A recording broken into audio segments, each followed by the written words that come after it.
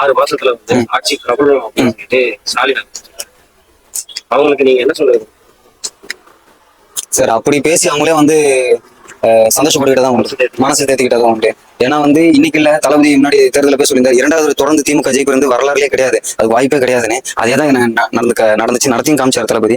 ஏன்னா கடைசி மீட்டிங்ல நிகழ்ச்சிகளை வந்து முதல்வர் ஸ்டாலின் அவர்கள் கலந்துக்கும் போது அவர் பேசுனது என்னன்னா, தொடர்ந்து நம்ம தான் அடுத்த முறையும் நம்ம தான் தேர்தல் நடந்து எலெக்ஷன் ரிசல்ட் வரும்போது நம்மளோட பேர் தான் வந்து அடிப்போம் பேசியிருக்காரு. அதுல 234 தொகுதி எத்தனை தொகுதி ஜெயிப்பீங்கன்னு கேட்டதுக்கு 234 ஜெயிப்பாங்க. இவரை விட ஒரு கோமாளி யாருமே இருக்க முடியாது. நீங்களே யோசிச்சு பாருங்க, 234 தொகுதி எல்லாம் ஜெயிக்க முடியுமா?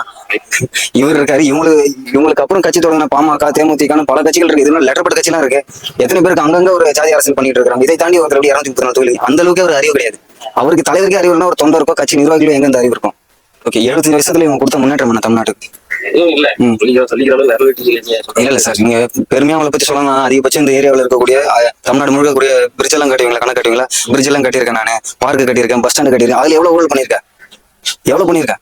இவங்க தாத்தா காலத்துல இருந்து தொடங்குது ஊழல், கோதுமை பேரல் ஊழல், பூச்சி மருந்து ஊழல், சர்க்கரை திருடி தினத்துக்கு சர்க்கரை கமிஷன், இந்த மாதிரி நிறைய இருக்கு. ஏன்னா ஊழல் தான் அவங்க குடும்பம் மொத்தமே தெரிஞ்சது ஊழல் மட்டும்தான் கருணாநிதி குடும்பத்துக்கு.